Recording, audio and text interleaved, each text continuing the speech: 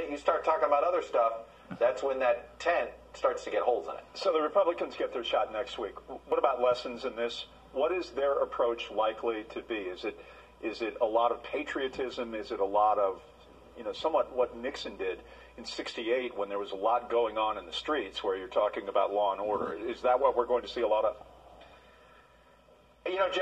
Jeff, it looks to me as if they're having a bit of a debate about that, because I've noticed message whiplash out of the president. If you think about it, the Democrats painted a pretty dark picture of things, and an even darker one of what they think life would be like in a second term. Donald Trump likes to paint a very dark picture of what he thinks life would be like if Joe Biden wins. But when you have a country where 70% of the country thinks we're headed in the wrong direction, 60+% think we don't have a good plan to deal with the virus, that's not a country that's in a good mood.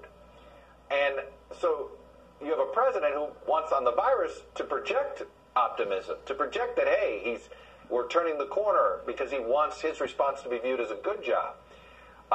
But if their tone and tenor doesn't sort of meet the atmosphere of where these swing voters are, then they could look tone deaf here. And that's the question I have. Is it a convention that's designed to please just the base?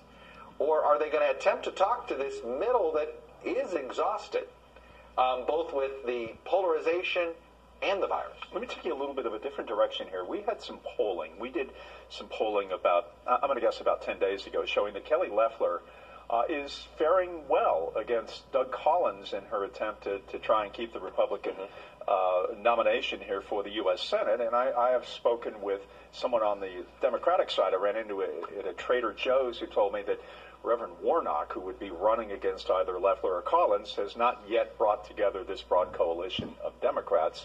Maybe it'll happen, maybe it won't. But it's interesting. Those who are writing this sort of political obituary of Kelly Loeffler were wrong. She seems to be buoyant. She seems to have found a second wind here.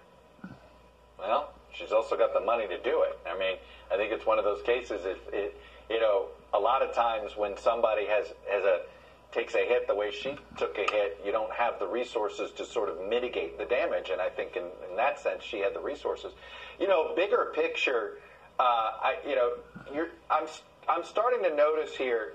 As Democrats want to talk about Georgia in the battleground, both for those Senate seats and the presidential election, I've been looking at a lot of polling too recently, and boy, Georgia still looks like a lean red state to me. You look, it does look like it's not there yet.